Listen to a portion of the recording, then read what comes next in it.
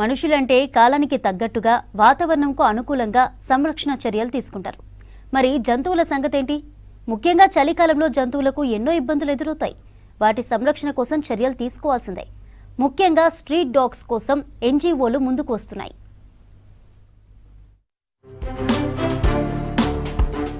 సంవత్సరంలో ఉష్ణోగ్రతలు గణనీయంగా పడిపోయే చలికాలం మనుషులకే కాకుండా పెంపుడు జంతువులు, పశువులు, వీధుల్లో తిరిగే జంతువులకు కూడా కఠిన సమయమే అవుతోంది. ముఖ్యంగా ఉదయం మరియు రాత్రి ఎక్కువగా ఉండే చలిగాలులు, మంచు కారణంగా జంతువులు అనారోగ్యానికి గురయ్యే అవకాశాలు అధికంగా ఉంటాయని పశు వైద్య నిపుణులు హెచ్చరిస్తున్నారు. ఈ క్రమంలో జంతువుల ఆరోగ్యం, భద్రత కోసం తీసుకోవాల్సిన జాగ్రత్తలను పాటించాలని సూచిస్తున్నారు.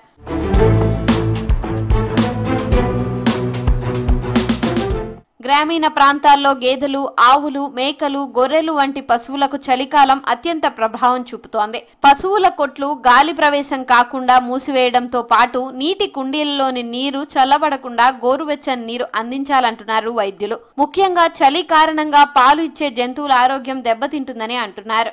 సో మనం దీన్ని ఒక 3 మేజర్ వేస్ గా డివైడ్ చేద్దాం. ఫస్ట్ అయితే ఇండోర్ సేఫ్టీ, సెకండ్ అవుట్డోర్ లో ఏ విధంగా కేర్ చేసుకోవాలి, third is nutrition and health. So first ఇండోర్కి వచ్చేసి మనం ఏంటంటే ఇండోర్గా హౌస్ లోపల మనం ఏవేవి మెజర్స్ తీసుకోవచ్చు మనం, especially in the winters. So usually as you know చలి కొంచెం ఇంక్రీజ్ అయింది.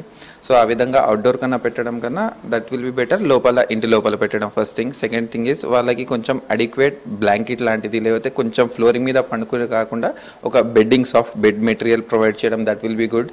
అండ్ కమింగ్ టు అవుట్డోర్గా తీసుకొస్తే మనకి ఏంటంటే కొన్ని డాగ్ బ్రీడ్స్లో ఏమవుతుందంటే వాళ్ళకి షార్ట్ హెయిర్స్ ఉంటాయి, ఇంకా ఏజ్ ఫ్యాక్టర్ ఒకటి ఉంటుంది. సో వాళ్ళకి ఏంటంటే అంత అమౌంట్ ఆఫ్ హీట్ వాళ్ళు రెగ్యులేట్ చేయలేరు బాడీలో. సో వాళ్ళకి ఏంటంటే జాకెట్స్ కానీ స్వెటర్స్ లాంటివి అట్లాంటివి పెట్టడం, that will be good thing.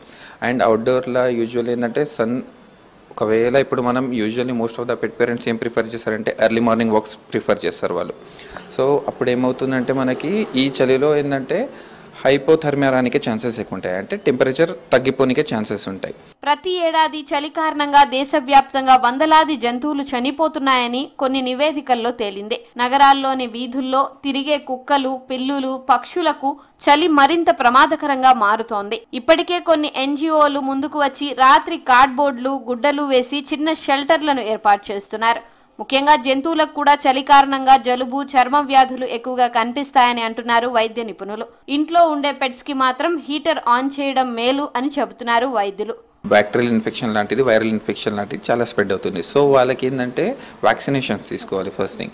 And amount of fodder intake, అంటే ఏ విధంగా మనం పచ్చిగడ్డి లాంటివి ఏమైనా డ్రై ఫాడర్ వేస్తున్నామో కాన్సన్ట్రేటింగ్గా న్యూట్రియంట్ రిచ్ ఫుడ్ పెట్టడం, that will be good thing ఈ సీజన్. సో యూజువల్ ఏంటంటే దానికి ఫిక్స్ టెంపరేచర్ అనేది ఉండదు. అండ్ అగైన్ అది డిపెండ్ అపాన్ ఎవ్రీ యానిమల్కి సపరేట్ ఉంటుంది, ఎవ్రీ ఏజ్కి సపరేట్ ఉంటుంది. ఎందుకంటే వాళ్ళకి థ్రెషోల్డ్ ఒకటి ఉంది. థ్రెషోల్డ్ అంటే ఆ బాడీ కెపాసిటీ ఎంత తీసుకుంటుందో అది. సో అది ఎవ్రీ ఇండివిజువల్కి సపరేట్ ఉంటుంది.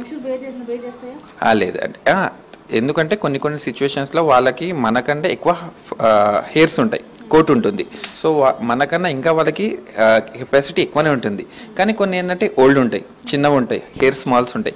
అట్లాంటి దాంట్లో ఇష్యూస్ అవుతుంది. అట్లాంటి డాగర్స్, క్యాట్స్లో ఇష్యూ అవుతుంది. వైల్డ్ యానిమల్స్ కూడా చలికి తట్టుకోలేక ఇబ్బంది పడతాయి. కాబట్టి జూలో కూడా అన్ని రకాల భద్రతా చర్యలు తీసుకుంటూ ఆహారంలోని మార్పులు తెస్తున్నారు. ఇంటి బయట చిన్న పాత్రలో నీరు, ఆహారం ఉంచడం ద్వారా అనేక జంతువులు జీవించగలవని నిపుణులు అంటున్నారు. చలికాలంలో జంతువులు మనలాగా మాటలు చెప్పలేకపోయినా చలి తీవ్రత వల్ల చాలా సమస్యలు ఎదుర్కొంటాయి. వాటి ఆరోగ్యం, రక్షణను మనమే చూసుకోవాలని పశు వైద్య నిపుణులు గుర్తు చేస్తున్నారు.